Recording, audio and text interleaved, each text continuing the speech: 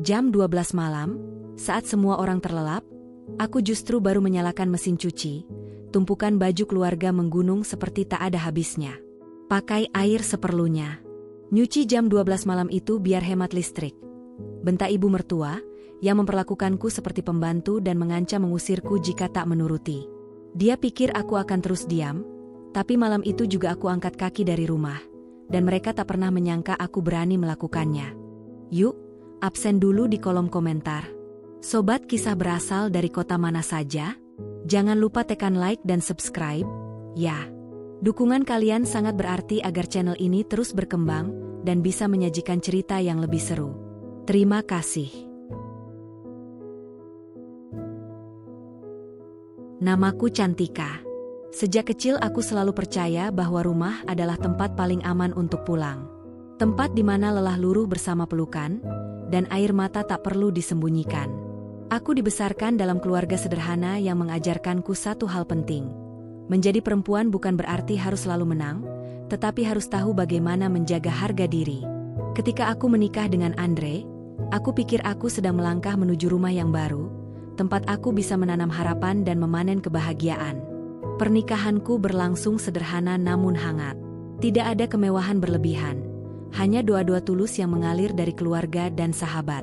Aku mengenakan kebaya putih yang dijahit sendiri oleh ibuku, dan saat Andre mengucap janji suci, aku yakin pilihan ini adalah keputusan terbaik dalam hidupku. Andre lelaki yang lembut, tidak banyak bicara, tetapi selalu terlihat tenang. Ketika ia memintaku tinggal bersama ibunya setelah menikah, aku tidak menolak. Bagiku, berbakti kepada orang tua suami adalah bagian dari perjalanan rumah tangga. Rumah itu berdiri di sudut gang yang cukup ramai. Cat dindingnya berwarna hijau pucat, dengan pagar besi yang sedikit berkarat di bagian bawah. Ibu Siti, ibu mertuaku, menyambutku dengan senyum tipis pada hari pertama aku menginjakan kaki sebagai menantu. Tangannya menggenggam tanganku cukup lama, seolah ingin memastikan aku memahami sesuatu tanpa perlu kata-kata. Mulai sekarang, ini rumahmu juga, ucapnya. Aku tersenyum lega. Kalimat itu terdengar menenangkan. Aku membayangkan hari-hari penuh kebersamaan, memasak bersama, berbagi cerita sore hari, dan mungkin tertawa kecil tentang hal-hal sederhana. Aku ingin menjadi menantu yang ringan tangan, tidak banyak mengeluh, dan tahu diri. Hari-hari pertama terasa baik-baik saja. Aku bangun lebih awal daripada biasanya, menyiapkan sarapan sebelum Andre berangkat kerja. Ibu Siti memperhatikanku dari dapur. Tatapannya tajam, tetapi aku menganggap itu sebagai bentuk perhatian. Setiap kali aku selesai memasak, ia akan mengecek rasa masakanku. Kadang ia mengangguk pelan, kadang hanya diam tanpa komentar. Ayamnya jangan terlalu lama digoreng. Nanti keras, katanya suatu pagi. Aku mengangguk cepat. Baik, Bu. Aku mencatat setiap nasihat dalam hati. Aku ingin belajar. Aku ingin diterima. Namun perlahan, aku mulai menyadari bahwa rumah ini memiliki aturan yang tidak tertulis, tetapi harus dipatuhi. Cara menyapu harus dari dalam keluar, bukan sebaliknya. Piring harus disusun dengan posisi tertentu agar cepat kering. Bahkan lap dapur memiliki tempat khusus yang tidak boleh dipindahkan. Semua itu masih bisa kupahami. Aku pikir setiap rumah memang punya kebiasaan masing-masing. Sampai suatu malam, ketika aku hendak mencuci pakaian menggunakan mesin cuci yang terletak di belakang rumah. "Jangan sekarang," suara Ibu Siti terdengar dari ruang tengah. Aku menoleh. "Kenapa, Bu?" "Mesin cuci hanya boleh dipakai lewat tengah malam. Biar listriknya lebih hemat." Aku terdiam. Jam di dinding menunjukkan pukul 9 malam. Tubuhku sudah terasa lelah setelah seharian membersihkan rumah dan memasak. "Lewat tengah malam, Bu?" "Iya, dari dulu begitu. Kalau tidak mau boros, ya harus ikut aturan." Andre yang duduk di sofa hanya diam. Tangannya tetap menggenggam ponsel, seolah pembicaraan itu bukan sesuatu yang perlu ditanggapi. Aku menunggu, berharap ia akan berkata sesuatu. Setidaknya menjelaskan atau membantuku memahami. Namun tidak ada. Malam itu, untuk pertama kalinya sejak menikah, aku menunggu jarum jam bergerak perlahan menuju angka 12. Angin malam terasa dingin ketika aku berdiri di dekat mesin cuci. Suara putarannya memecah sunyi. Mataku terasa berat, tetapi aku bertahan. Kupikir itu hanya penyesuaian kecil. Keesokan paginya, aku bangun dengan kepala sedikit pening. Ibu Siti sudah berada di dapur. Bangun kesiangan tidak baik untuk perempuan, katanya tanpa menoleh. Aku melihat jam. Waktu menunjukkan pukul 6 lewat sedikit. Biasanya aku sudah bangun sebelum itu, tetapi semalam aku tidur hampir mendekati dini hari. Maaf, Bu, jawabku pelan. Sejak hari itu, aturan demi aturan semakin terasa nyata. Bukan hanya tentang listrik. Cara melipat pakaian, memilih sabun, hingga kapan waktu yang tepat membuka jendela pun ada ketentuannya. Jika aku melakukan sedikit kesalahan, Ibu Siti akan mengoreksi dengan nada yang sulit kuterjemahkan. Bukan marah, tetapi cukup untuk membuatku merasa kecil. Andre tetap sama. Tenang. Tidak pernah benar-benar memihak siapapun. Ketika aku mencoba bercerita tentang lelahku, ia hanya berkata, "Ibu memang begitu orangnya. Sabar saja." Sabar. Kata itu sederhana, tetapi berat ketika dijalani sendirian. Aku mulai tidur lebih larut, karena harus menunggu waktu mencuci. Tanganku sering terasa pegal karena hampir semua pekerjaan rumah kuambil alih. Ibu Siti memang masih memasak sesekali, tetapi selebihnya aku yang mengurus. Anehnya, semakin aku berusaha melakukan yang terbaik, semakin aku merasa seperti tamu yang harus selalu berhati-hati. Suatu sore, ketika aku menyapu ruang tamu, Ibu Siti berdiri di ambang pintu. "Kalau menyapu jangan asal. Debunya nanti kembali lagi." Aku menghentikan gerakan sapu. "Baik, Bu." Nada suaraku tetap lembut, tetapi ada sesuatu yang perlahan mengganjal di dada. Aku mulai bertanya-tanya, apakah aku benar-benar diterima di rumah ini, atau hanya diberi ruang selama aku mengikuti semua aturan. Malam kembali datang. Jarum jam bergerak mendekati waktu yang diizinkan untuk mencuci. Aku duduk di tepi ranjang, memijat pelipis. Andre masuk kamar. "Kamu belum tidur?" tanyanya. "Menunggu jam 12, jawabku sambil tersenyum tipis. Ia mengangguk singkat. "Jangan terlalu dipikirkan." Aku ingin mengatakan bahwa tubuhku lelah. Bahwa aku ingin mencuci lebih awal agar bisa beristirahat. Bahwa aku ingin didengar. Namun kata-kata itu berhenti di tenggorokan. Aku takut dianggap tidak bisa menyesuaikan diri. Ketika mesin cuci kembali berputar di tengah malam, aku memandang langit yang gelap. Dalam hati aku berbisik, mungkin ini hanya awal. Mungkin semua menantu memang melewati fase seperti ini. Aku mencoba meyakinkan diri bahwa kesabaran akan membuahkan penerimaan. Aku tidak tahu bahwa aturan kecil tentang listrik itu hanyalah pintu menuju ujian yang lebih besar. Aku tidak tahu bahwa diamku perlahan akan dianggap sebagai kelemahan.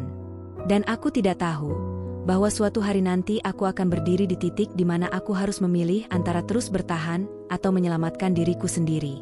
Untuk saat ini, aku masih Cantika yang penuh harapan. Cantika yang percaya bahwa ketulusan akan menemukan jalannya. Cantika yang belum menyadari bahwa rumah tidak selalu berarti tempat yang membuat hati tenang. Aku menarik napas panjang ketika suara mesin cuci berhenti. Jam sudah melewati tengah malam. Dengan mata berat dan langkah pelan, aku menjemur pakaian satu persatu. Udara dingin menyentuh kulitku, tetapi aku tetap bertahan. Karena aku percaya, setiap pengorbanan pasti ada balasannya. Setidaknya, itulah yang ingin kupercayai malam itu. Pagi itu aku terbangun dengan tubuh terasa lebih berat dari biasanya. Mataku seperti belum benar-benar terpejam semalaman. Udara masih dingin ketika aku duduk di tepi ranjang, menatap jam dinding yang berdetak pelan. Subuh baru saja lewat. Di luar kamar, suara piring beradu terdengar lirih. Ibu Siti sudah bangun lebih dulu. Aku segera membasuh wajah dan merapikan rambut. Di cermin, pantulan diriku tampak sedikit pucat. Ada lingkar samar di bawah mata yang sebelumnya tidak pernah ada. Aku menarik napas panjang, mencoba mengusir rasa lelah yang menempel di bahu. Ketika aku melangkah ke dapur, aroma bawang goreng menyambutku. "Kamu bangunnya makin siang," ujar Ibu Siti tanpa menoleh. Nada suaranya datar, tetapi cukup untuk membuat dadaku mengencang. "Tadi malam saya mencuci sampai agak larut, Bu." "Ya memang harus begitu. Kalau mau hemat, Jangan banyak alasan. Aku terdiam. Kata-kata itu sederhana, tetapi seperti ada ujung tajam yang menyentuh harga diri. Aku ingin menjelaskan bahwa tubuhku tidak terbiasa begadang setiap hari. Aku ingin bilang bahwa listrik tidak akan melonjak drastis, hanya karena mesin menyala sedikit lebih awal. Namun bibirku tetap terkunci. Andre masuk dapur dengan langkah santai. Ia mengambil segelas air dan meneguknya, tanpa memperhatikan percakapan kami. "Ibu benar," katanya pelan, seolah menutup ruang untuk diskusi. "Kita harus hemat." Aku menoleh padanya, berharap ada sedikit empati di wajahnya. Tetapi ekspresinya biasa saja. Netral. Seperti tidak ada yang perlu dipersoalkan. Sarapan berlangsung sunyi. Sendok dan garpu menjadi satu-satunya suara yang terdengar. Aku mengunyah perlahan, sementara pikiranku melayang. Di rumah orang tuaku dulu, pagi selalu dimulai dengan obrolan ringan. Ada tawa kecil, ada candaan sederhana. Di sini, pagi terasa seperti ujian yang harus kulewati dengan hati-hati. Setelah Andre berangkat kerja, Ibu Siti menyerahkan daftar kecil yang ditulis tangan. "Ini yang harus kamu kerjakan hari ini," katanya. Aku menerima kertas itu. Membersihkan lemari dapur, mencuci tirai ruang tamu, merapikan gudang kecil di belakang rumah, dan tentu saja memasak makan siang. "Baik, Bu." Aku memulai dari dapur. Lemari yang tampak rapi ternyata masih dianggap berdebu. Setiap sudut harus kuusap dengan kain basah. Tanganku bergerak cepat, berusaha tidak menyisakan celah. Ketika aku selesai, Ibu Siti datang memeriksa. "Bagian atasnya belum kamu lap." Aku mendongak. Bagian itu hampir tidak terlihat karena tertutup lis kayu. "Oh, saya tidak tahu harus sampai situ, Bu. Kalau kerja jangan setengah-setengah." Nada itu kembali muncul. Bukan teriakan, bukan amarah, tetapi cukup untuk membuat perasaan terasa seperti diremas. Menjelang siang, panas matahari mulai menyengat. Aku mencuci tirai dengan tangan karena kainnya terlalu tebal untuk mesin. Air sabun membuat kulitku mengerut. Bahuku terasa pegal, tetapi aku terus melanjutkan. Ketika aku hendak menjemur, Ibu Siti kembali berdiri di belakangku. "Jangan diperas begitu, nanti kainnya rusak." Aku berhenti sejenak. "Lalu bagaimana, Bu?" Ia mengambil alih sebentar, menunjukkan caranya. Gerakannya cepat dan tegas. "Begini." Pelan tapi kuat. Aku mengangguk, mencoba meniru. Hari-hari berikutnya berjalan dengan pola yang sama. Setiap pekerjaan selalu ada koreksi. Setiap usaha terasa kurang di mata beliau. Aku mulai merasa seperti murid yang terus-menerus salah di hadapan guru yang tak pernah benar-benar puas. Suatu sore, saat aku duduk sebentar untuk mengistirahatkan kaki, Ibu Siti memandangku dari kursi ruang tengah. "Belum selesai semuanya?" "Sudah hampir, Bu. Tinggal menyetrika." "Jangan banyak duduk. Perempuan itu harus sigap." Kata-kata itu menusuk lebih dalam daripada yang ingin kuakui. Aku berdiri lagi tanpa membantah. Dalam hati, aku bertanya pelan, apakah menjadi sigap berarti tidak boleh merasa lelah? Malam tiba seperti biasa. Aku kembali menunggu waktu yang diizinkan untuk mencuci. Kini bukan hanya pakaian kami bertiga, tetapi juga spray dan taplak yang menurut Ibu Siti harus diganti lebih sering. Jam menunjukkan pukul 11 lebih sedikit ketika aku menguap untuk kesekian kalinya.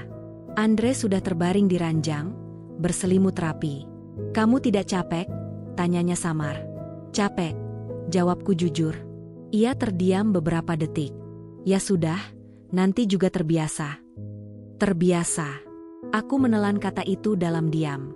Apakah manusia memang harus terbiasa dengan kelelahan yang tak pernah diakui? Ketika mesin mulai berputar tepat lewat tengah malam, aku bersandar pada dinding. Angin malam terasa lebih menusuk dibanding hari-hari sebelumnya. Mataku perih. Tubuhku ingin rebah, tetapi pikiranku tidak bisa benar-benar tenang. Aku mulai menyadari sesuatu. Aturan mencuci lewat tengah malam bukan semata tentang listrik. Itu seperti simbol bahwa segala hal di rumah ini harus mengikuti kehendak Ibu Siti, tanpa ruang untuk diskusi, tanpa kompromi. Suatu hari, aku memberanikan diri berbicara pelan kepada Andre saat kami makan malam. Kalau mencuci sedikit lebih awal, apa tidak apa-apa? Andre meletakkan sendoknya. Ibu sudah terbiasa dengan aturan itu. Jangan diubah. Tapi aku jadi kurang tidur. Ia menatapku singkat. Kamu kan di rumah saja. Bisa istirahat siang. Kalimat itu membuat dadaku terasa sesak. Di rumah saja. Seolah pekerjaanku tidak berarti. Seolah kelelahan tidak pantas disebut lelah. Aku menunduk, menahan sesuatu yang hampir keluar dari mata. Aku tidak ingin terlihat cengeng. Tidak ingin dianggap terlalu sensitif. Beberapa hari kemudian, aku bangun dengan kepala terasa berat dan tubuh sedikit demam. Namun pekerjaan tetap menunggu. Ibu Siti tidak pernah benar-benar bertanya apakah aku baik-baik saja. Baginya, rumah harus tetap berjalan. Saat aku sedikit terlambat menyiapkan makan siang, beliau menghela napas panjang. Kalau begini terus, bagaimana mau jadi istri yang baik? Pertanyaan itu menggaung di kepalaku sepanjang hari. Bagaimana mau jadi istri yang baik? Aku sudah berusaha. Bangun lebih pagi. Tidur lebih larut. Menelan komentar tanpa membalas. Mengikuti setiap aturan tanpa protes. Namun rasanya selalu kurang. Malam itu, saat menjemur pakaian di bawah langit yang sunyi, aku memandangi jemariku sendiri. Kulitnya mulai kasar. Kukuku tak lagi terawat seperti dulu. Ada perubahan yang perlahan terjadi, bukan hanya di fisik, tetapi juga di dalam diri. Aku merasa semakin kecil di rumah yang seharusnya menjadi tempatku bertumbuh. Namun aku masih bertahan. Karena aku percaya, mungkin semua ini hanya fase penyesuaian. Mungkin suatu hari nanti Ibu Siti akan melihat usahaku. Mungkin Andre akan menyadari bahwa aku butuh didengar, bukan sekadar diminta sabar. Meski di sudut hati yang paling dalam, mulai tumbuh pertanyaan yang belum berani ku jawab. Sampai kapan aku harus terus menyesuaikan diri, tanpa pernah diberi ruang untuk menjadi diriku sendiri? Aku tidak pernah menyangka bahwa rasa lelah bisa berubah menjadi rasa sepi, meskipun rumah ini selalu berisi orang. Hari-hari berjalan tanpa jeda, dan setiap pagi terasa seperti perlombaan yang harus kumenangkan sebelum Ibu Siti menemukan kesalahan baru. Pagi itu aku bangun lebih awal dari biasanya. Bahkan sebelum azan terdengar. Aku tidak ingin kembali dianggap kesiangan. Aku menyeduh air hangat, menyiapkan nasi, memotong sayur dengan gerakan cepat. Pisau yang kugenggam bergerak rapi di atas talenan, seolah aku sedang membuktikan sesuatu. Ketika Ibu Siti masuk dapur, ia berhenti sejenak. "Sudah bangun?" tanyanya singkat. "Iya, Bu." Ia mengangguk tipis. Tidak ada pujian. Tidak ada komentar. Hanya tatapan yang sulit kutafsirkan. Aku mencoba merasa cukup dengan itu. Namun harapan kecilku runtuh siang harinya. Saat aku menyetrika pakaian Andre, Ibu Siti memperhatikanku dari kursi ruang tengah. Setrika bergerak pelan di atas kemeja putih yang sudah kucuci tengah malam tadi. "Lipatannya kurang rapi," katanya. Aku menghentikan gerakan. "Kurang rapi di mana, Bu?" "Itu, di bagian lengan. Harusnya garisnya lurus." "Kamu tidak diajari ibumu menyetrika?" Pertanyaan itu membuatku terdiam. Ada sesuatu yang terasa menyengat. Bukan hanya soal lipatan, tapi cara beliau menyebut ibuku. "Ibu saya mengajari saya, Bu," jawabku pelan. Ya, kelihatannya belum cukup. Kalimat itu menggantung di udara. Aku menunduk, pura-pura fokus pada pakaian.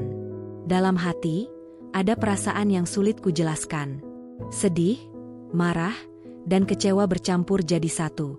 Sore itu Andre pulang lebih awal. Aku memberanikan diri bercerita ketika kami berada di kamar. "Tadi ibu bilang aku tidak diajari menyetrika dengan benar," ucapku hati-hati. Andre melepas sepatu dan duduk di tepi ranjang. "Ibu cuma mau kamu lebih rapi." Tapi caranya seperti merendahkan. Andre menghela napas pelan. "Kamu terlalu perasaan." Dua kata itu membuatku tercekat. Terlalu perasaan. Seolah apa yang kurasakan tidak valid. Seolah air mata yang kutahan tidak punya alasan. Aku tidak melanjutkan pembicaraan. Tidak ada gunanya. Setiap kali aku mencoba menjelaskan, jawabannya selalu sama. "Sabar. Jangan dibesar-besarkan. Terlalu sensitif." Malam itu aku kembali mencuci seperti biasa. Namun kali ini tubuhku terasa benar-benar lemah. Aku sempat bersandar pada tembok, memejamkan mata beberapa detik. Angin malam menyapu wajahku, membawa rasa dingin yang menusuk sampai ke tulang. Ketika mesin berhenti berputar, aku mengangkat pakaian dengan gerakan lambat. Tanganku gemetar, entah karena lelah atau karena sesuatu yang lebih dalam. Keesokan harinya, seorang tetangga datang berkunjung. Ia duduk di ruang tamu bersama Ibu Siti. Aku menyajikan teh dan camilan, lalu berdiri sedikit di belakang. "Ini menantu baru?" tanya tetangga itu ramah. "Iya," jawab Ibu Siti. "Masih belajar banyak." Nada itu terdengar biasa saja, tetapi ada penekanan halus yang membuatku merasa seperti anak kecil yang belum lulus ujian. "Semoga cepat bisa menyesuaikan diri," lanjutnya. Aku tersenyum sopan. "Insya Allah." Setelah tamu pulang, Ibu Siti memanggilku. "Kamu tadi berdirinya jangan terlalu dekat. Seperti tidak sopan." Aku terdiam. Saya hanya menunggu kalau ibu butuh sesuatu. Kalau tidak disuruh, ya jangan berdiri saja. Duduk atau ke dapur. Jangan membuat orang salah paham. Salah paham tentang apa? Aku ingin bertanya. Tapi aku tahu itu hanya akan menambah panjang daftar kekuranganku. Hari-hari berikutnya semakin terasa berat. Setiap langkahku seperti diawasi. Jika aku duduk terlalu lama, ada komentar. Jika aku berbicara terlalu pelan, dianggap tidak percaya diri. Jika aku berbicara sedikit lebih tegas, disebut membantah. Aku mulai berbicara lebih sedikit. Mengurangi tawa. Mengurangi ekspresi. Seolah dengan menjadi lebih sunyi, aku bisa menghindari kesalahan. Namun diamku justru menimbulkan tafsir lain. "Kamu kalau ditanya jawabnya singkat sekali," ujar Ibu Siti suatu malam. "Tidak sopan." Aku mengangkat wajah. "Maaf, Bu. Saya tidak bermaksud begitu." Andre yang duduk di sampingnya hanya melihat sekilas, lalu kembali pada layar ponsel. Aku merasa benar-benar sendirian saat itu. Di tengah dua orang yang seharusnya menjadi keluargaku. Malam itu, untuk pertama kalinya aku menangis tanpa suara di kamar mandi. Air keran kubuka agar isakku tidak terdengar. Aku menatap bayanganku di cermin yang berembun. Siapa aku sekarang? Cantika yang dulu penuh percaya diri seolah perlahan menghilang. Aku berubah menjadi seseorang yang selalu ragu sebelum berbicara, selalu takut salah dalam bertindak. Aku teringat nasihat ibuku sebelum menikah. Jadilah istri yang baik, tapi jangan hilang jadi dirimu sendiri. Kalimat itu dulu terdengar sederhana. Sekarang terasa seperti teka-teki yang sulit kupecahkan. Beberapa hari kemudian, aku melakukan kesalahan kecil. Aku lupa mematikan lampu teras di pagi hari. Ketika Ibu Siti menyadarinya, beliau memanggilku dengan nada yang lebih keras dari biasanya. "Kamu ini bagaimana? Listrik mahal." "Saya lupa, Bu. Maaf." Lupa terus. Dari mencuci sampai lampu. "Kalau begini, siapa yang rugi?" Aku menunduk. Kata-kata itu terasa seperti tuduhan besar atas kesalahan kecil. Andre yang kebetulan mendengar hanya berkata, "Sudah, Bu. Nanti tidak diulang lagi." Tidak diulang lagi. Seolah aku anak kecil yang harus terus diingatkan. Malam itu aku tidak langsung ke belakang untuk mencuci. Aku duduk sebentar di ranjang, menatap langit-langit kamar. Ada perasaan yang mulai berubah. Bukan lagi sekadar sedih. Ada luka yang mulai menetap. Aku menyadari sesuatu yang pelan namun pasti. Diamku bukan membuat keadaan membaik. Diamku justru membuat semua orang mengira aku kuat menanggung apa saja. Diamku dianggap sebagai tanda bahwa semuanya baik-baik saja. Padahal tidak. Aku lelah. Aku tersakiti. Aku merasa tidak dihargai. Ketika jarum jam mendekati tengah malam, aku berdiri dan berjalan menuju mesin cuci seperti biasa. Suara putarannya terdengar lebih keras dari biasanya, atau mungkin hanya hatiku yang terlalu penuh. Aku memandang kegelapan di sekeliling halaman belakang. Ada rasa asing yang tumbuh di dada. Rumah ini bukan lagi sekadar tempat tinggal. Ia berubah menjadi ruang di mana aku harus berjuang setiap hari hanya untuk merasa cukup. Dan untuk pertama kalinya, aku mulai bertanya dalam hati, apakah kesabaran selalu berarti menahan diri? Ataukah ada saatnya seorang perempuan harus berhenti diam agar tidak kehilangan dirinya sendiri? Aku mulai memahami satu hal yang paling menyakitkan. Ketika seseorang terlalu sering diam, orang lain akan merasa berhak mengatur hidupnya. Diamku yang dulu kupikir sebagai bentuk hormat, perlahan berubah menjadi alasan bagi orang lain untuk terus menekan. Pagi itu, aku terbangun dengan kepala terasa berat. Bukan hanya karena kurang tidur, tetapi karena pikiranku tak pernah benar-benar beristirahat. Bahkan dalam mimpi, aku merasa sedang mengerjakan sesuatu. Aku bangkit sebelum alarm berbunyi. Kamar masih gelap. Andre terlelap dengan napas teratur. Aku memandang wajahnya sejenak, berharap menemukan sedikit rasa aman di sana. Namun yang kulihat hanya jarak yang tak kasat mata. Di dapur, aku mulai menyiapkan sarapan seperti biasa. Nasi sudah matang ketika Ibu Siti masuk dengan langkah pelan. "Kamu masak apa?" "Sayur bening dan tempe goreng, Bu." Beliau membuka tutup panci, mencicipi sedikit dengan sendok. Wajahnya tidak menunjukkan ekspresi apapun. "Kurang garam." Aku segera menambahkan sedikit, lalu mengaduk perlahan. Setelah itu, beliau mencicipi lagi. "Sekarang kebanyakan." Tanganku terhenti. Aku menatap kuah yang sama. Rasanya tidak jauh berbeda dari sebelumnya. Tapi aku tidak berkata apa-apa. "Lain kali pakai perasaan," ucapnya sambil menutup panci. Aku mengangguk. Aku selalu mengangguk. Sarapan berlangsung dalam hening yang terasa menekan. Andre makan tanpa banyak komentar. Aku mencoba membaca raut wajahnya, berharap ada tanda bahwa ia melihat usahaku. Namun tidak ada. Setelah ia berangkat kerja, Ibu Siti memanggilku ke ruang tengah. "Kamu tahu tidak, jadi menantu itu harus tahu diri." Aku berdiri dengan tangan saling menggenggam. "Maksud Ibu?" "Jangan merasa sudah paling benar hanya karena kamu yang mengerjakan semuanya. Rumah ini tetap rumah saya." Kalimat itu membuat dadaku sesak. Aku tidak pernah merasa paling benar. Aku bahkan tidak pernah merasa cukup. "Saya tidak pernah berpikir begitu, Bu," jawabku hati-hati. "Ya jangan sampai. Sikap kamu akhir-akhir ini beda." "Beda?" Aku mencoba mengingat. Apa yang berubah? Aku hanya lebih banyak diam. Lebih berhati-hati dalam berbicara. Jika itu dianggap berbeda, mungkin memang aku sudah tak lagi sama. Hari itu, aku membersihkan seluruh rumah sendirian. Dari depan hingga belakang. Aku mengelap jendela, menyikat kamar mandi, bahkan merapikan lemari yang sebenarnya sudah tertata rapi.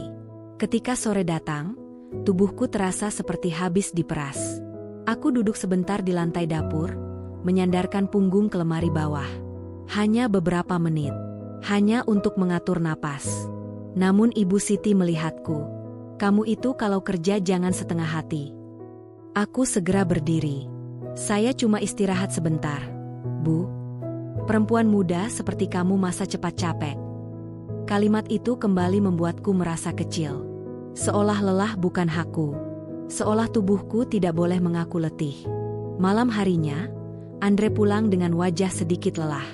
Aku menyiapkan makan malam tanpa banyak bicara. Saat kami duduk bertiga, suasana terasa tegang meski tak ada yang bersuara keras. "Kamu kenapa sekarang pendiam sekali?" tanya Ibu Siti tiba-tiba. Aku mengangkat wajah. "Tidak kenapa-kenapa, Bu. Kalau ada yang tidak suka, bilang saja. Jangan dipendam." Hatiku bergetar mendengar kalimat itu. Ironis sekali, ketika aku ingin bicara, selalu dianggap berlebihan. Ketika aku diam, disebut menyimpan sesuatu. "Saya hanya berusaha melakukan yang terbaik," jawabku pelan. Ibu Siti menghela napas panjang. Melakukan yang terbaik itu bukan hanya soal kerja, tapi sikap. Andre menimpali, "Sudah, jangan dibahas lagi." Kalimat itu seperti pagar yang membatasi ruangku untuk menjelaskan diri. Pembicaraan berhenti, tetapi rasa tidak nyaman tetap tinggal. Malam kembali tiba. Aku berjalan ke belakang rumah untuk mencuci. Kini bukan hanya kewajiban, tetapi seperti ritual yang tak bisa dilewatkan. Saat mesin mulai berputar, aku memandang langit. Awan gelap menutupi bulan. Udara terasa lebih dingin dari biasanya. Aku memeluk diriku sendiri, mencoba menghangatkan tubuh. Dalam keheningan itu, pikiranku mulai berbicara lebih jujur. Aku lelah. Aku bukan robot. Aku bukan pembantu. Aku adalah istri. Aku adalah manusia. Namun setiap kali kalimat itu muncul di benakku, suara lain segera menyusul. Sabar. Ini rumah suamimu. Hormati ibunya. Aku terjebak di antara dua suara yang saling bertentangan. Keesokan paginya, aku melakukan kesalahan kecil lagi. Aku lupa merendam kacang sebelum dimasak. Kamu ini bagaimana? Suara Ibu Siti terdengar lebih tajam dari biasanya. Hal sederhana saja tidak bisa diingat. Saya minta maaf, Bu. Maaf terus. Kalau begitu terus, bagaimana Andre mau nyaman? Nama suamiku disebut lagi sebagai ukuran keberhasilanku. Seolah kebahagiaan rumah tangga hanya bergantung pada seberapa sempurna aku menjalankan peran. Siang itu aku menerima telepon dari ibuku. Suaranya hangat seperti biasa. Kamu sehat, Nak? Aku terdiam beberapa detik sebelum menjawab. Sehat, Bu. Aku tidak ingin membuatnya khawatir. Tidak ingin ia merasa bersalah karena menikahkanku. Kalau ada apa-apa, cerita saja, katanya lembut. Air mataku hampir jatuh. Namun aku menahannya. Iya, Bu. Setelah telepon ditutup, aku duduk memeluk lutut. Untuk pertama kalinya, aku merindukan rumah lamaku dengan sangat. Bukan karena pekerjaan rumahnya lebih ringan, tetapi karena di sana, aku dihargai. Sore itu, ketika Andre pulang, aku mencoba sekali lagi berbicara. Aku merasa akhir-akhir ini ibu tidak suka padaku, ucapku pelan. Andre mengerutkan kening. Kamu terlalu memikirkan hal kecil. Ini bukan hal kecil. Cantika, suaranya mulai berubah. Ibu sudah membesarkanku sendirian. Aku tidak mau kamu membuatnya merasa tidak dihormati. Kalimat itu seperti tembok tinggi yang tiba-tiba berdiri di antara kami. Aku tidak pernah berniat tidak menghormati, kataku dengan suara bergetar. Ya sudah, berarti tidak ada masalah. Ia mengakhiri percakapan begitu saja. Aku memalingkan wajah. Untuk pertama kalinya, aku merasa benar-benar tidak didengar oleh orang yang seharusnya menjadi tempatku bersandar. Malam itu, saat menjemur pakaian, aku tidak lagi menatap langit. Aku menatap tanganku sendiri. Ada goresan kecil di jari akibat terlalu sering terkena deterjen. Kulitnya kering dan kasar. Aku menyentuh dada, mencoba merasakan detak jantungku sendiri. Aku masih ada di sini, namun perlahan, aku merasa seperti menghilang. Diamku bukan lagi bentuk kesabaran.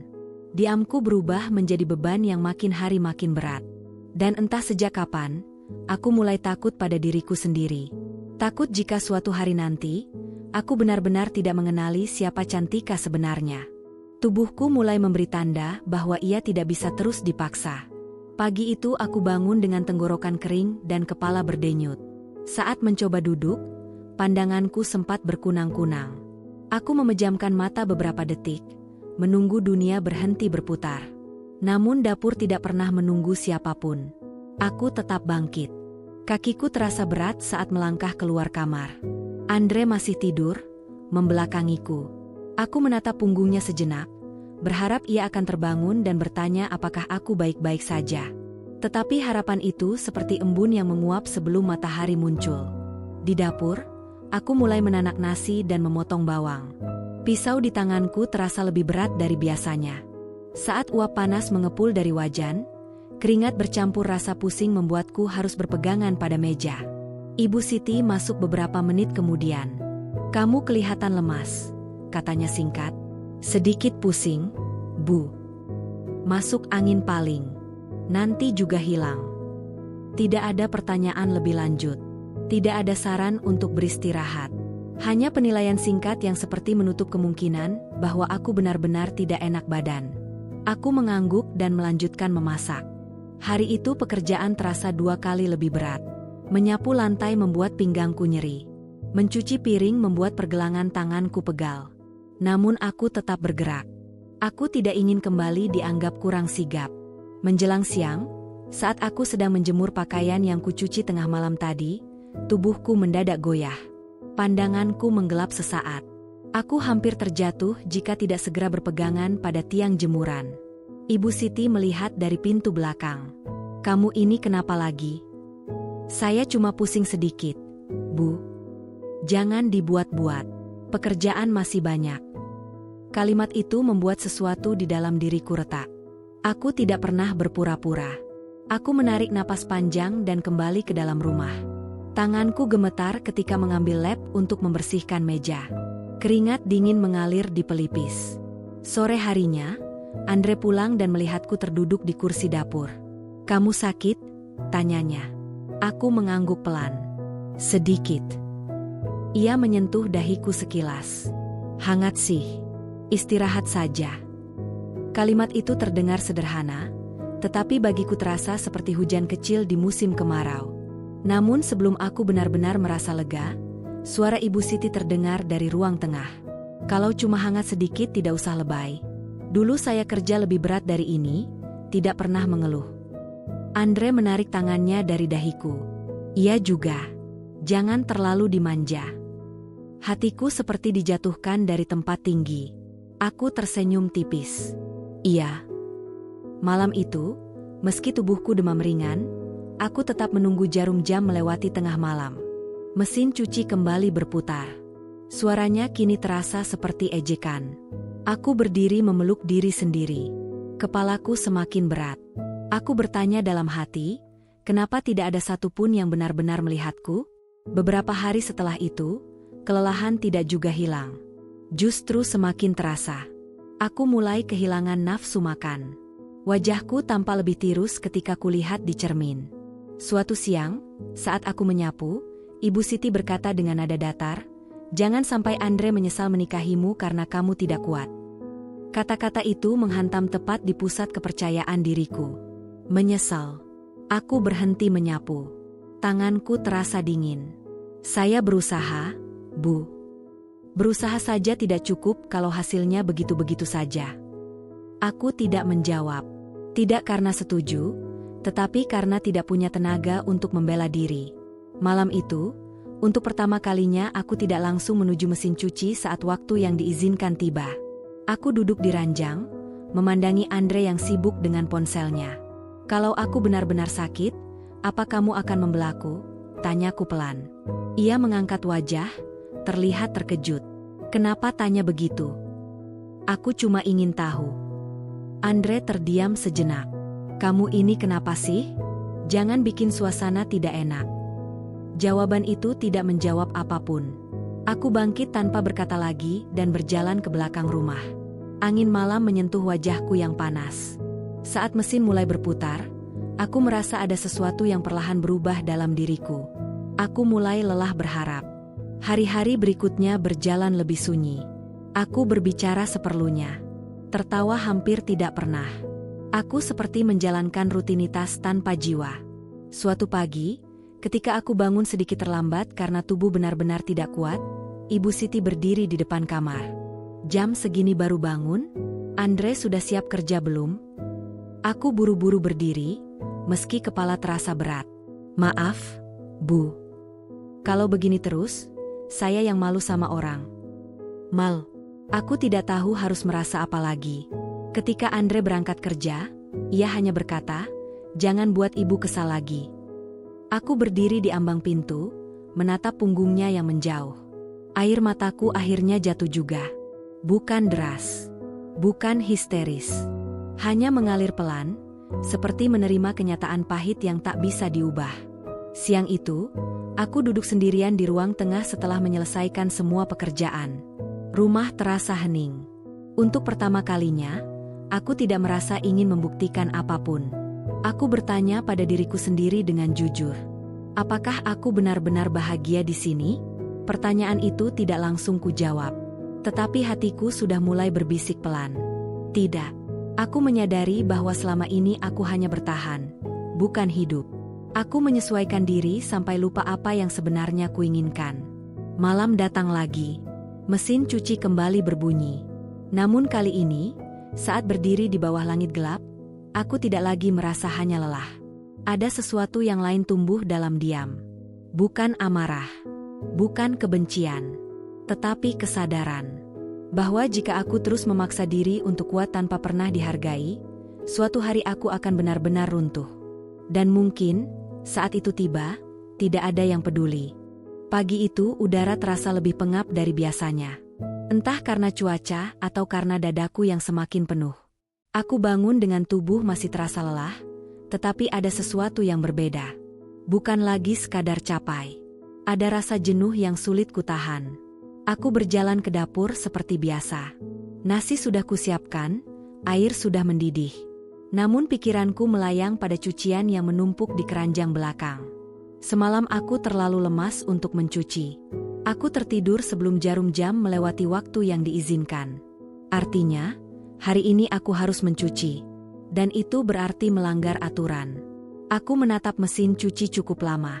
Sinar matahari pagi menyelinap lewat jendela kecil, menerangi debu-debu halus di udara. Dalam hati aku bergulat. Tubuhku benar-benar tidak sanggup jika harus kembali begadang malam ini. Dengan tangan sedikit gemetar, aku memasukkan pakaian ke dalam mesin.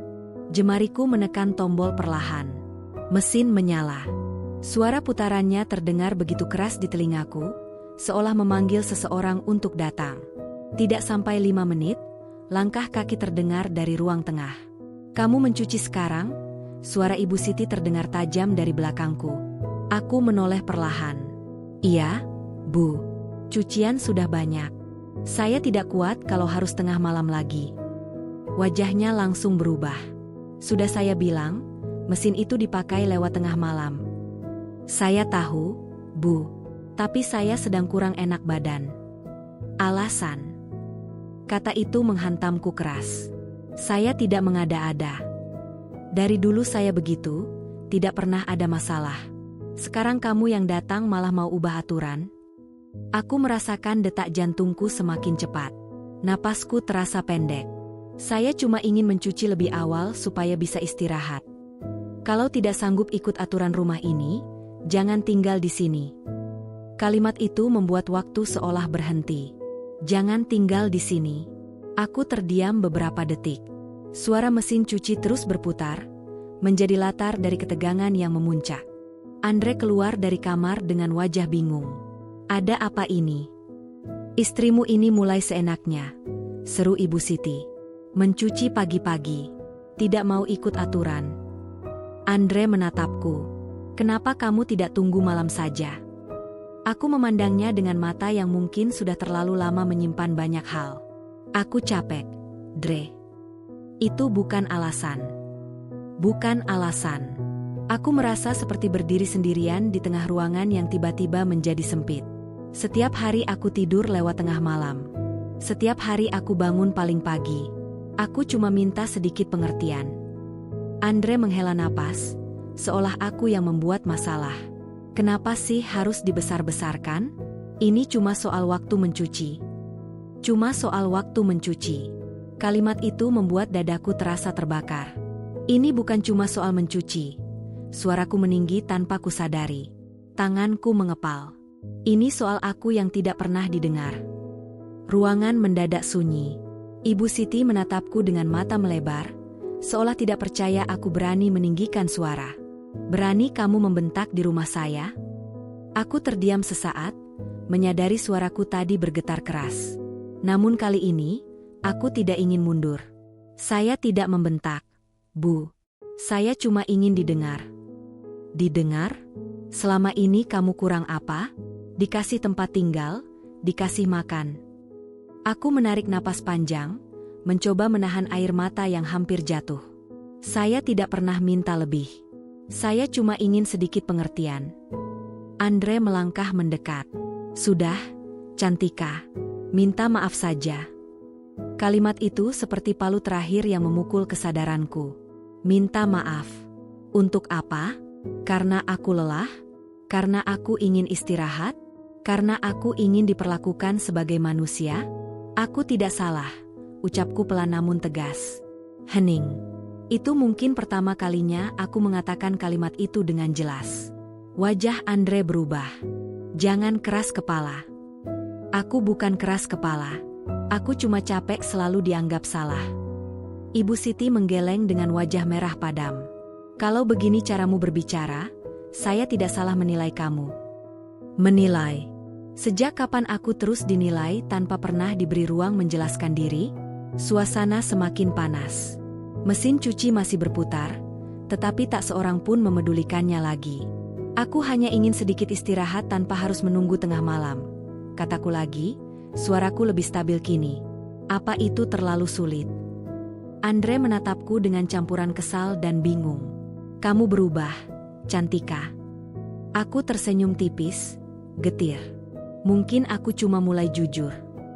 Kata-kata itu keluar begitu saja, tetapi terasa seperti pintu yang akhirnya kubuka setelah sekian lama terkunci. Ibu Siti mendengus.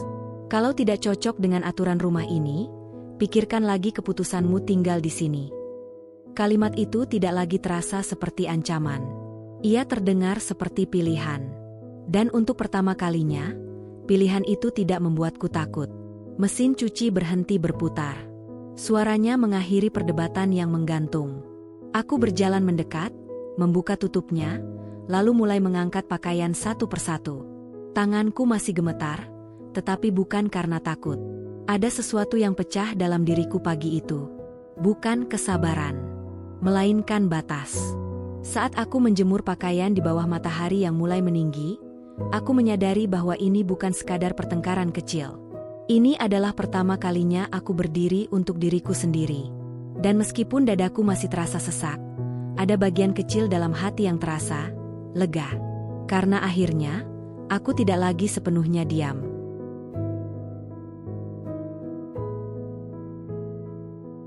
Sejak pagi itu, suasana rumah berubah drastis. Tidak ada lagi teguran kecil yang terdengar biasa. Kini yang ada hanya diam yang menusuk, lebih tajam daripada kata-kata. Ibu Siti tidak banyak berbicara kepadaku. Jika perlu sesuatu, ia menyampaikannya lewat Andre. Ayahmu bilang beras hampir habis, kata Andre sore itu tanpa menatapku. Aku tahu maksudnya. Itu bukan ayahnya. Itu ibunya. Namun ia memilih menyebutnya begitu, seolah jarak di antara kami harus tetap ada. Iya, nanti aku beli, jawabku singkat. Aku tidak lagi mencoba memulai percakapan. Tidak lagi berusaha mencari suasana hangat yang mungkin memang tak pernah ada. Namun ketegangan yang dipendam tak pernah benar-benar hilang. Ia hanya menunggu waktu untuk meledak. Dan waktu itu datang lebih cepat dari yang kubayangkan. Malam itu, setelah makan malam yang berlangsung dalam keheningan, aku langsung masuk kamar. Tubuhku lelah, tetapi pikiranku lebih letih lagi. Aku duduk di tepi ranjang, memandangi jemariku yang saling menggenggam. Andre masuk beberapa menit kemudian. Ia menutup pintu sedikit lebih keras dari biasanya. Kamu tidak merasa bersalah? Tanyanya tiba-tiba. Aku mengangkat wajah. Tentang apa? Tentang cara kamu bicara ke ibu. Aku cuma menyampaikan apa yang kurasakan. Kamu bikin beliau tersinggung. Aku menatapnya lama. Dan perasaanku selama ini. Andre terdiam sesaat. Ibu sudah tua. Kamu harusnya lebih mengalah. Aku tersenyum pahit. Aku selalu mengalah. Tidak terlihat begitu. Kalimat itu membuat darahku berdesir. Apalagi yang harus kulakukan supaya terlihat mengalah? Dre? Aku bangun paling pagi. Aku tidur paling larut. Aku mengikuti hampir semua aturan. Aku menahan diri setiap kali disindir. Kurang apa lagi? Nada suaraku meninggi tanpa kusadari. Namun kali ini bukan karena marah semata. Itu akumulasi dari segala yang selama ini kupendam. Andre berdiri, wajahnya mulai tegang. Kamu jangan merasa paling menderita. Aku tidak merasa begitu. Aku cuma ingin dihargai. Tiba-tiba pintu kamar terbuka tanpa diketuk. Ibu Siti berdiri di sana dengan wajah tak kalah keras. Kalau mau ribut, jangan di kamar saja. Sekalian saja terang-terangan. Aku terdiam, jantungku berdegup kencang. Bu, ini urusan saya dan Andre, kataku mencoba tenang. Tidak ada urusan kamu dan Andre yang bukan urusan saya di rumah ini. Kalimat itu seperti petir yang menyambar tepat di kepalaku. Rumah ini, aku menelan ludah. Saya hanya ingin bicara baik-baik. Baik-baik? Ibu Siti tertawa sinis. Menantu sekarang pintar sekali membela diri. Aku merasakan tanganku gemetar. Namun aku berdiri. Saya tidak membela diri. Saya mempertahankan diri. Andre menatapku, seolah tidak mengenali perempuan di hadapannya. Kamu semakin berani sekarang. Bukan berani, batinku. Aku hanya tidak mau terus hancur dalam diam. Bu, suaraku bergetar tetapi tetap terdengar jelas. Apa salah saya sampai ibu selalu merasa saya kurang? Hening beberapa detik. Karena kamu tidak tahu diri, jawabnya keras. Kamu datang ke rumah ini harusnya mengikuti, bukan mengatur. Saya tidak pernah mengatur. Tapi kamu mengeluh. Aku menatap beliau dalam-dalam. Apa salahnya kalau saya bilang saya lelah? Perempuan itu memang harus kuat. Kalimat itu terdengar seperti vonis. Kalau begitu, siapa yang boleh lelah? Bu, tanyaku pelan. Pertanyaan itu membuat ruangan kembali sunyi. Tidak ada jawaban langsung. Hanya napas yang terdengar berat. Andre akhirnya berkata, "Sudah cukup. Cantika, kamu minta maaf sekarang juga." Aku memandang suamiku. Lelaki yang dulu kupikir akan menjadi tempatku berlindung. "Minta maaf untuk apa?" tanyaku lirih. "Karena kamu sudah membuat ibu marah." Air mataku akhirnya jatuh. Bukan karena sedih semata, tetapi karena rasa tidak percaya. "Selama ini aku yang selalu disalahkan," kataku dengan suara serak. "Aku yang kurang. Aku yang salah. Aku yang harus sabar. Pernah tidak sekali saja kamu tanya bagaimana perasaanku?" Andre terdiam. Ibu Siti memalingkan wajah. "Kalau kamu merasa tidak cocok," ujar beliau dingin, "tidak ada yang menahan kamu." Kalimat itu melayang di udara, berat dan menantang. Dulu mungkin aku akan gemetar mendengarnya. Namun malam itu, sesuatu dalam diriku berubah sepenuhnya. Aku menyeka air mata dan berdiri lebih tegak. "Saya datang ke sini dengan niat baik," ucapku perlahan, setiap kata terasa seperti batu yang kususun satu persatu. "Saya ingin jadi istri yang baik. Saya ingin berbakti. Tapi saya bukan robot. Saya bukan pembantu. Saya manusia." Andre menghela napas keras. "Kamu lebay." Aku tertawa kecil, getir. Kalau mempertahankan harga diri disebut lebay, mungkin memang aku sudah terlalu lama diam. Ibu Siti menatapku tajam. "Jadi sekarang kamu merasa paling benar?" "Tidak. Saya hanya tidak mau terus merasa salah atas hal-hal yang tidak salah." Suasana menegang. Bahkan udara terasa sulit dihirup. Ini bukan lagi soal mesin cuci.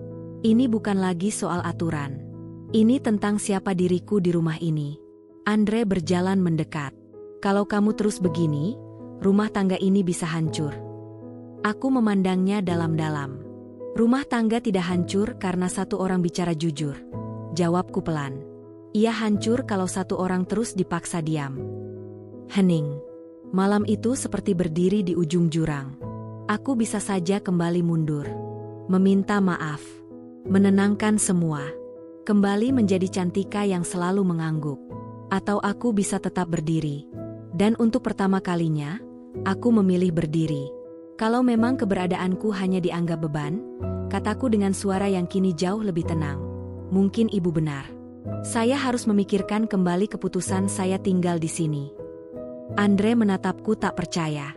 "Kamu mau pergi?" Pertanyaan itu menggantung, tetapi jawabannya sudah mulai tumbuh dalam hatiku. Aku tidak menjawab saat itu. Aku hanya menatap mereka berdua dengan tatapan yang berbeda dari sebelumnya.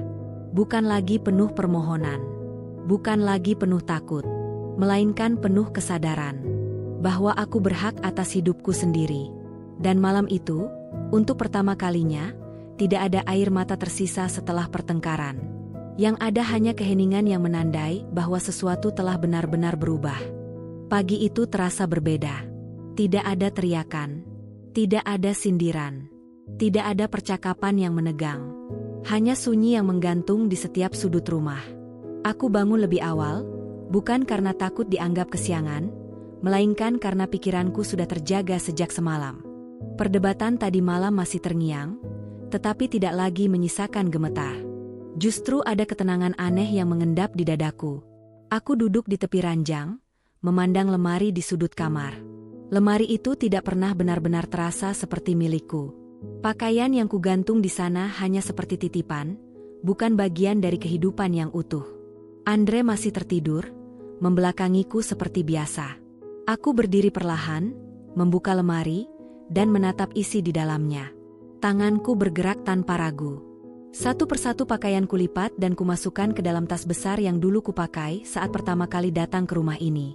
Setiap lipatan terasa seperti keputusan yang selama ini tertunda. Suara resleting terdengar pelan, tetapi cukup membuat Andre terbangun. "Kamu ngapain?" tanyanya dengan suara serak. Aku menoleh, menatapnya dengan tenang.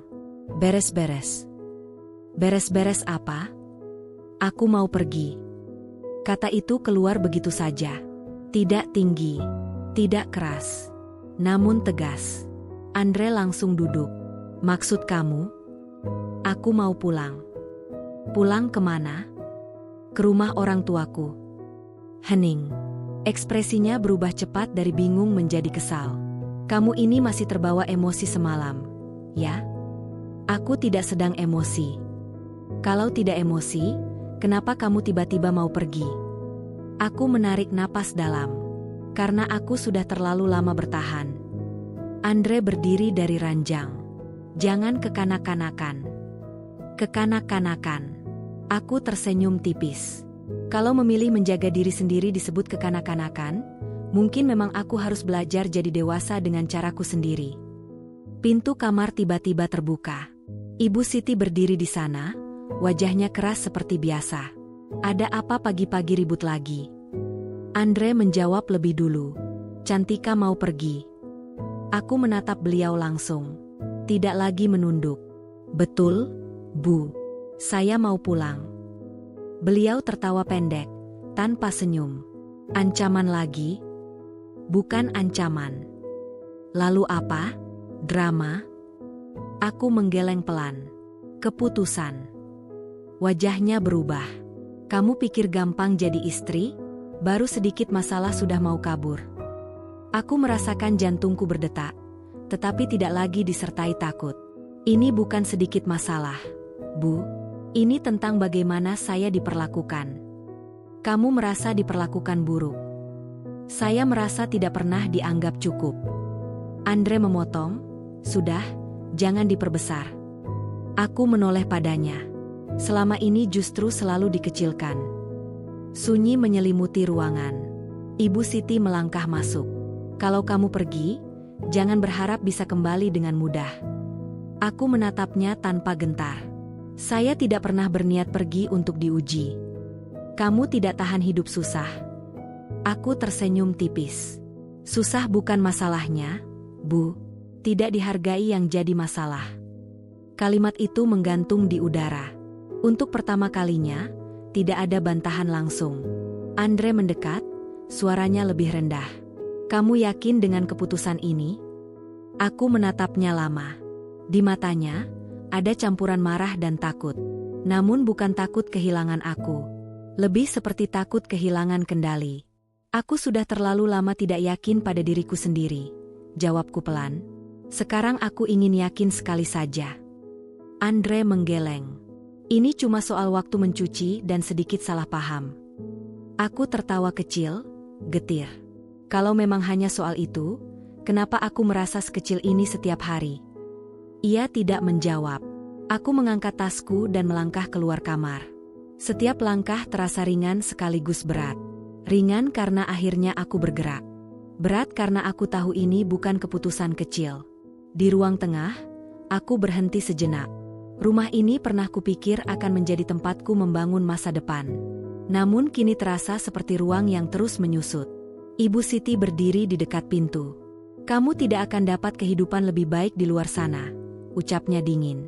Aku menatap beliau dengan tatapan yang tidak lagi penuh harap. "Mungkin tidak langsung," jawabku tenang, "tapi setidaknya aku akan punya diriku sendiri." Andre berjalan cepat mendekat. "Cantika, pikirkan lagi." Aku sudah berpikir terlalu lama. "Kamu tega meninggalkan semuanya?" Aku tersenyum lirih. "Aku tidak meninggalkan semuanya. Aku hanya meninggalkan tempat yang membuatku kehilangan diriku." Hening panjang menyusul. Aku membuka pintu. Udara pagi menyambutku dengan angin yang lembut. Cahaya matahari terasa hangat di wajahku. Andre berdiri beberapa langkah di belakangku. Kalau kamu keluar dari pintu itu, jangan salahkan siapapun. Aku berhenti sejenak, lalu menoleh. Aku tidak pernah menyalahkan siapapun, ucapku perlahan. Aku hanya belajar bertanggung jawab atas kebahagiaanku sendiri. Dan aku melangkah keluar. Pintu tertutup di belakangku dengan suara yang tidak terlalu keras, tetapi cukup untuk menandai akhir dari sesuatu. Langkahku mantap menyusuri jalan kecil di depan rumah. Tasku terasa lebih ringan daripada beban yang selama ini kupanggul. Tidak ada air mata. Tidak ada teriakan. Hanya napas panjang yang akhirnya terasa lega. Orang-orang mungkin akan berpikir aku lemah karena pergi. Atau keras kepala karena tidak mau mengalah. Namun hanya aku yang tahu betapa sulitnya keputusan ini. Aku tidak pergi dengan kepala tertunduk. Aku pergi dengan kepala tegak. Dan untuk pertama kalinya sejak menikah, aku merasa benar-benar bernapas.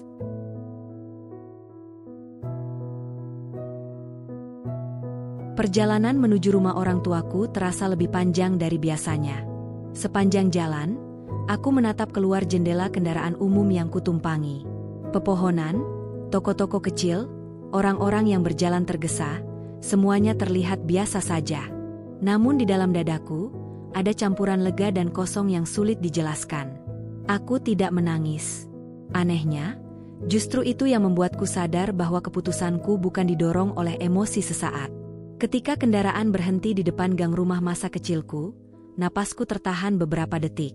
Rumah itu masih sama. Temboknya sedikit pudar.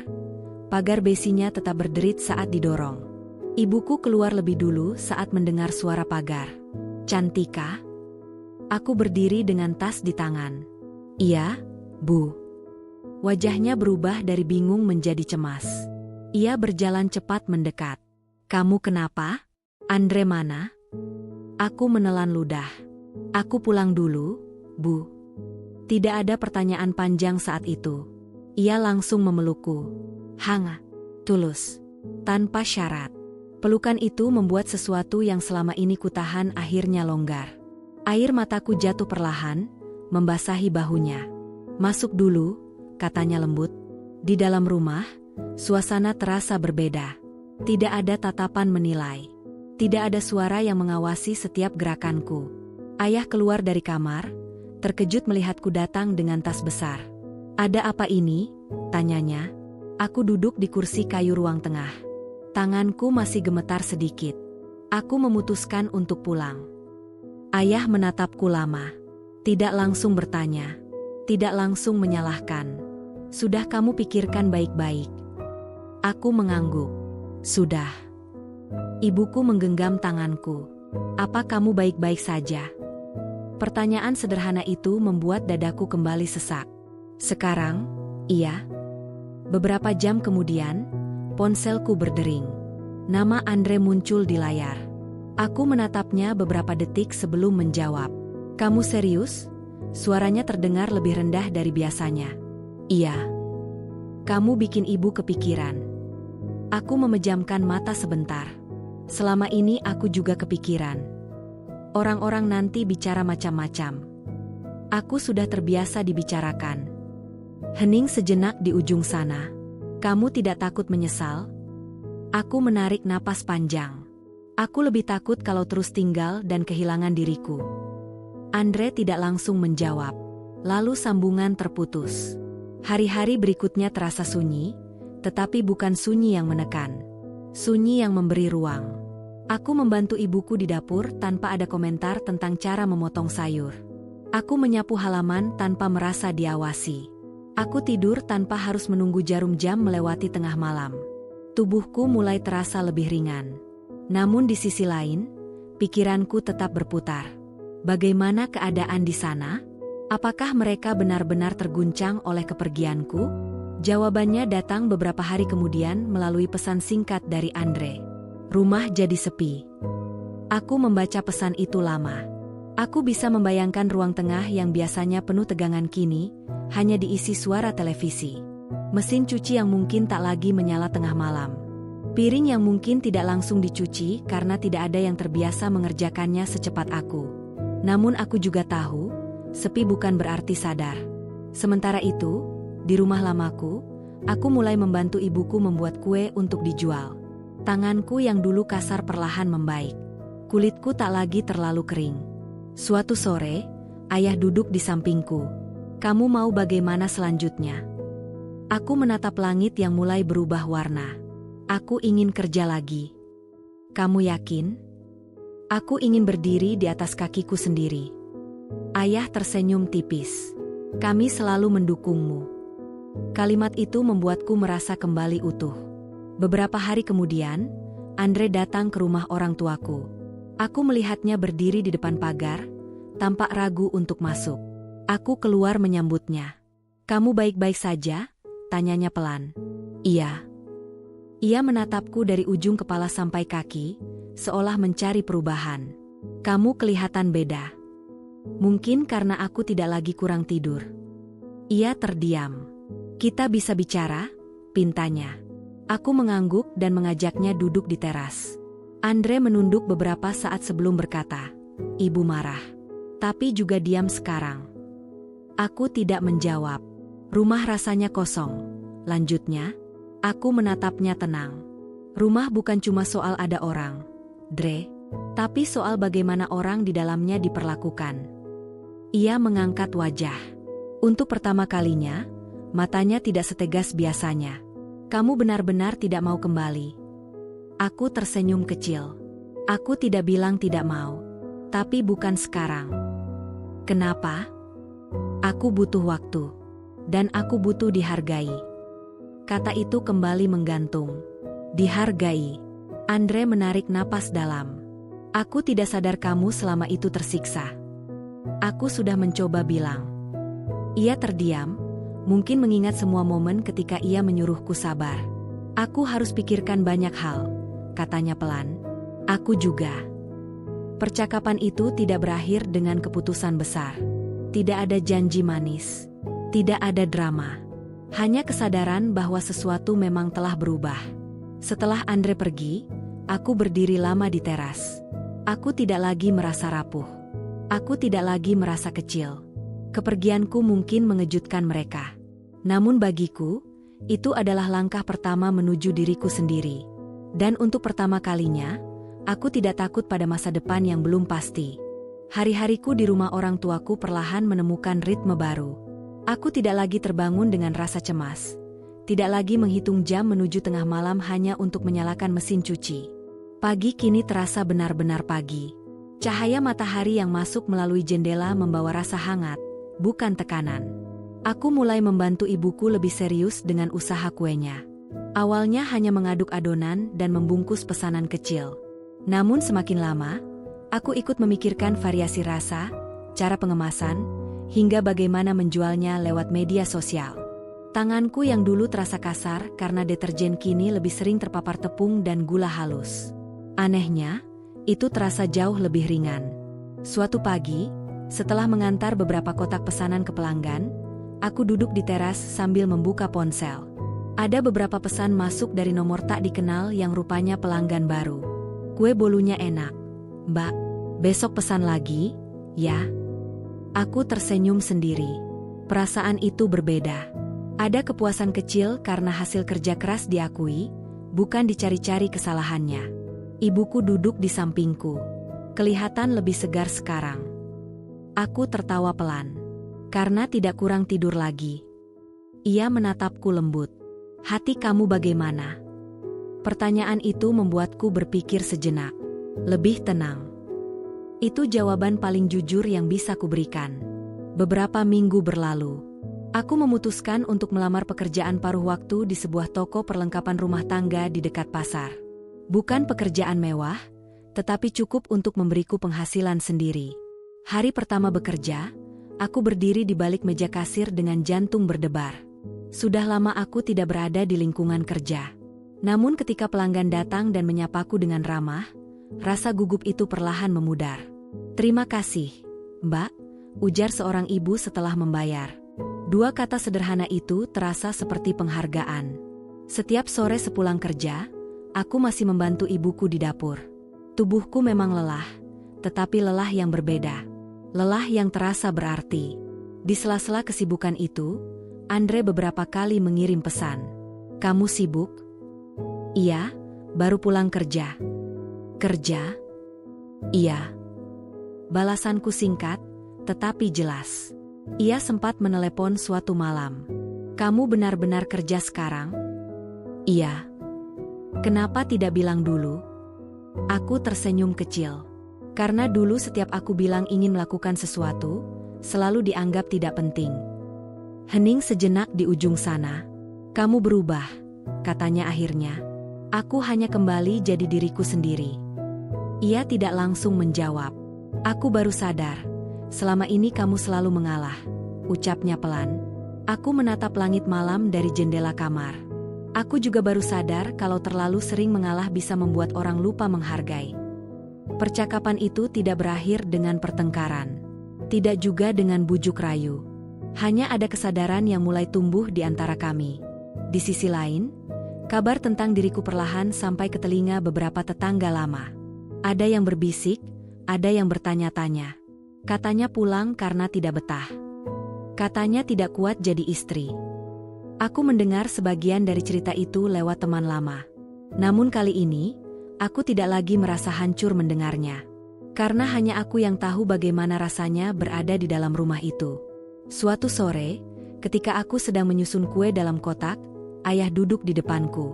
"Kamu kelihatan lebih tegak sekarang," katanya. Aku tersenyum. Mungkin karena aku tidak lagi merasa harus menunduk terus. Ia tertawa kecil. Beberapa hari kemudian, Andre datang lagi. Kali ini wajahnya tampak lebih tenang. "Kita bisa jalan sebentar?" pintanya. Aku mengangguk. Kami berjalan menyusuri jalan kecil dekat rumah orang tuaku. Tidak ada genggaman tangan. Tidak ada jarak terlalu dekat. Hanya dua orang yang mencoba memahami ulang satu sama lain. "Aku mulai membantu ibu mencuci sendiri," katanya tiba-tiba. Aku menoleh. Dan ternyata memang melelahkan kalau harus menunggu sampai tengah malam. Aku tidak bisa menahan senyum kecil. "Baru terasa?" Ia mengangguk pelan. "Ibu juga lebih banyak diam sekarang," lanjutnya. "Rumah memang terasa berbeda." "Berbeda bagaimana?" "Sepi. Tapi bukan cuma karena kamu tidak ada." Aku memahami maksudnya. "Aku tidak pergi untuk membuat rumah kalian sepi," ucapku pelan. "Aku pergi karena aku sendiri merasa kosong." Andre terdiam. "Aku tidak memintamu memilih antara aku dan ibu," lanjutku. "Aku hanya ingin kamu melihatku sebagai istrimu, bukan sebagai orang yang harus selalu mengalah." Ia mengangguk. Kali ini lebih mantap.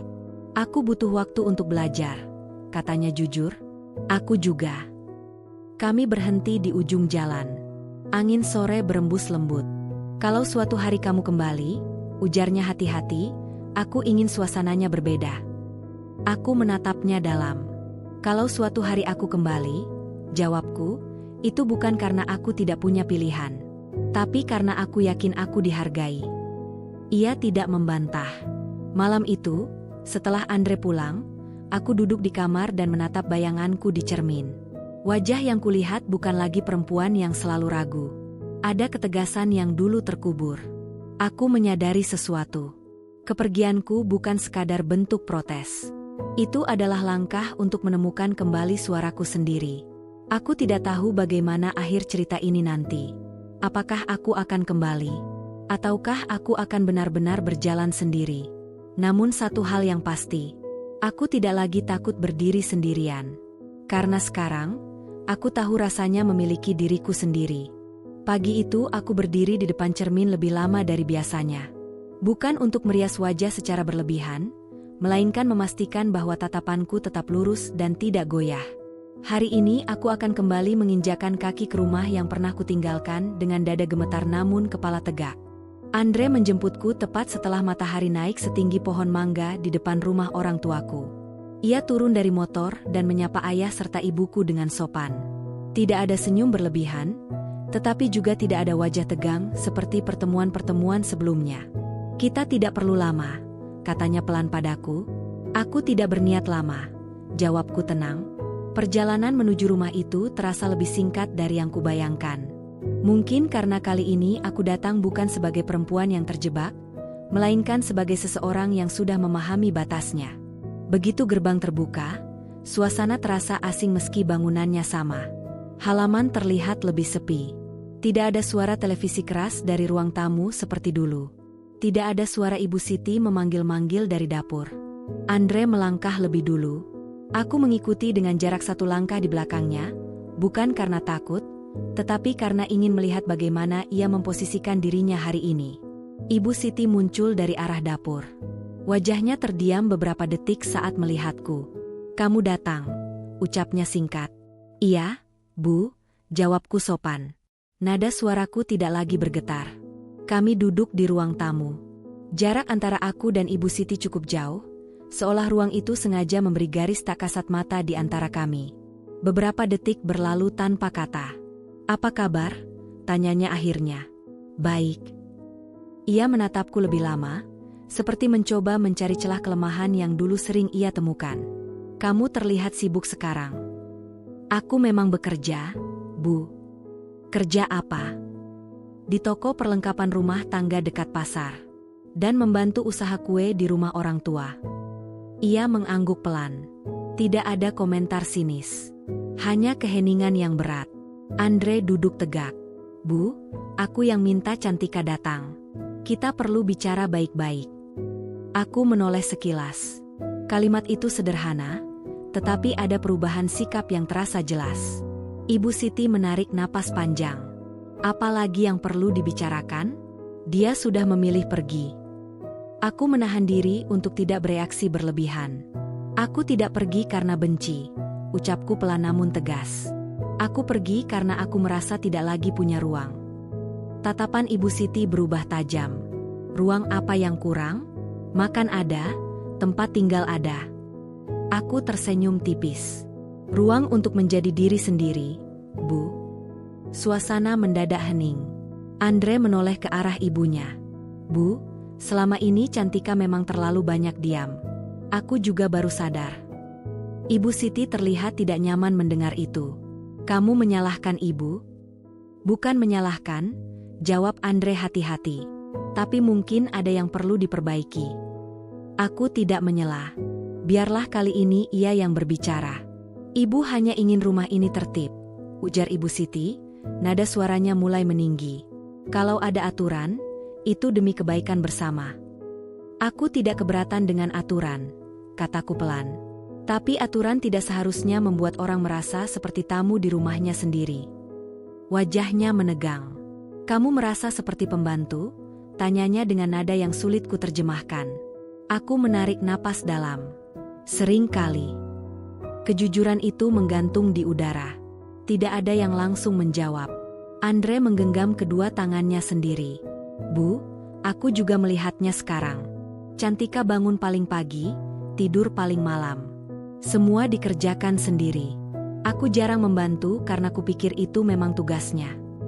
"Kamu kan suami yang bekerja," sahut Ibu Siti cepat. "Dan dia istri yang juga manusia," balas Andre. Kalimat itu membuatku terdiam. Aku tidak pernah menyangka ia akan mengatakan itu di depan ibunya. Ibu Siti berdiri dan berjalan beberapa langkah, lalu kembali duduk. "Jadi sekarang Ibu dianggap jahat?" "Tidak," jawabku lembut. "Saya hanya ingin dihargai." Kata "saya" keluar tanpa sengaja. Mungkin sebagai tanda bahwa aku menjaga jarak yang sehat. "Dihargai bagaimana?" tanyanya. "Didengarkan, dipertimbangkan, tidak selalu dianggap salah." Ia menatap lantai. Beberapa detik kemudian, suaranya terdengar lebih pelan. "Ibu dibesarkan dengan cara yang keras. Dulu Ibu juga diperlakukan seperti itu oleh mertua Ibu." Aku terdiam. Apa yang Ibu lakukan mungkin karena Ibu pikir itu wajar. Andre menghela napas panjang. "Tidak semua yang dulu kita alami harus diteruskan, Bu." Kata-kata itu terasa seperti membuka pintu yang lama terkunci. Aku menatap Ibu Siti. Untuk pertama kalinya, aku melihat bukan hanya sosok mertua yang keras, tetapi seorang perempuan yang mungkin juga pernah terluka. Namun memahami bukan berarti harus kembali menerima semuanya. Aku tidak datang untuk menyalahkan, kataku pelan. Aku datang supaya kita semua jujur. Ia mengangguk pelan, meski wajahnya masih kaku. Kalau kamu kembali, ucapnya akhirnya, apa yang kamu mau? Pertanyaan itu membuatku berpikir lama. Aku mau pembagian tugas yang jelas. Aku mau waktu istirahat tanpa rasa bersalah. Aku mau keputusan rumah tangga dibicarakan bersama. Ibu Siti terdiam.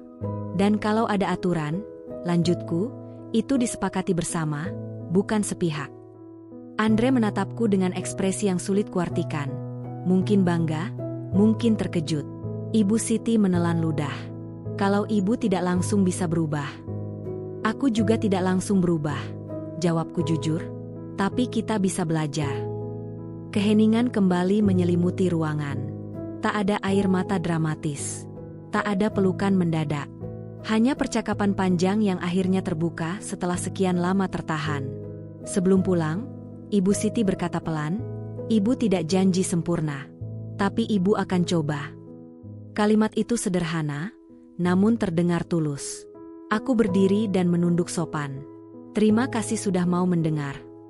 Saat keluar dari rumah itu, langkahku terasa ringan. Andre berjalan di sampingku. Kamu kuat sekali, katanya pelan. Aku tersenyum. Aku hanya tidak mau hilang lagi. Ia mengangguk. Perjalanan pulang terasa berbeda. Tidak ada lagi bayangan gelap yang mengejar. Tidak ada rasa takut yang menekan. Aku belum memutuskan apakah akan kembali tinggal di sana. Namun untuk pertama kalinya, aku tahu bahwa jika aku melangkah kembali, itu bukan sebagai perempuan yang tunduk, melainkan sebagai Cantika yang utuh. Dan kali ini, siapapun yang ingin berjalan bersamaku harus belajar menghargai langkahku. Sudah beberapa minggu sejak percakapan panjang itu terjadi. Hidupku tidak langsung berubah drastis. Tetapi ada sesuatu yang bergeser pelan, seperti pintu yang akhirnya terbuka setelah lama macet. Aku tetap bekerja di toko setiap pagi dan membantu ibu membuat kue setiap sore. Rutinitas itu memberiku rasa stabil yang dulu tidak pernah kurasakan. Andre lebih sering datang. Bukan untuk menjemput paksa, bukan untuk membujuk dengan nada memerintah, melainkan untuk berbicara. Kadang ia membantu mengantar pesanan kue. Kadang hanya duduk menemani ayah mengobrol di teras. Perubahan kecil itu terasa nyata. Suatu sore, setelah toko tutup lebih awal karena hujan deras, aku duduk di dapur sambil menyeduh teh hangat. Andre datang tanpa banyak kata, bajunya sedikit basah terkena gerimis. Ibu kirim ini, katanya sambil menyerahkan wadah makanan. Aku membukanya. Lauk sederhana, masakan rumahan yang dulu sering kumasak sendiri di rumahnya. Ibu bilang, kalau kamu sibuk, jangan lupa makan. Aku terdiam sejenak. Kalimat itu terdengar canggung, tetapi ada niat baik di dalamnya. Terima kasih, jawabku pelan. Kami duduk berhadapan. Hujan turun semakin deras, memukul atap seng dengan suara berirama. Aku sudah bicara lagi dengan ibu, katanya hati-hati. Kami membagi tugas rumah sekarang. Aku juga ikut mencuci, tidak menunggu tengah malam lagi. Aku tersenyum tipis. Bagus. Aku sadar, selama ini aku terlalu nyaman. Lanjutnya, kupikir diam itu aman. Ternyata diam justru melukai. Aku mengangguk. Tidak ada amarah tersisa dalam diriku, hanya pelajaran. Aku juga belajar, kataku, bahwa bertahan tanpa suara bukan berarti kuat. Ia menatapku lama. Apa kamu masih ingin kembali? Pertanyaan itu menggantung di udara, bercampur dengan suara hujan. Aku ingin membangun rumah tangga, jawabku jujur. Tapi bukan dengan cara lama. Andre menarik napas dalam. Aku tidak ingin kehilangan kamu lagi. Aku juga tidak ingin kehilangan diriku sendiri lagi. Ia mengangguk mantap. Beberapa hari kemudian, aku datang ke rumah itu lagi. Bukan sebagai tamu, melainkan sebagai seseorang yang hendak memulai ulang. Ibu Siti menyambutku dengan senyum tipis. Tidak hangat sepenuhnya, tetapi tidak lagi tajam. Di dapur, ia berkata pelan, kalau capek, bilang saja. Aku menoleh, sedikit terkejut. Iya, Bu. Hari-hari berikutnya tidak selalu mulus. Kadang masih ada nada yang terdengar keras. Kadang aku masih perlu mengingatkan batas. Namun kini aku tidak lagi menelan semuanya sendiri. Jika lelah, aku berbicara. Jika tidak setuju, aku mengutarakan. Dan yang mengejutkan, dunia tidak runtuh karenanya. Suatu malam, setelah kami selesai makan bersama, aku berdiri di halaman. Angin malam berembus lembut. Andre menghampiri dan berdiri di sampingku. "Terima kasih sudah memberi kesempatan," katanya. "Aku memberi kesempatan karena kamu mau berubah," jawabku. Dari dalam rumah, terdengar suara Ibu Siti memanggil, meminta bantuan memindahkan jemuran karena langit mulai mendung lagi. Andre langsung bergegas.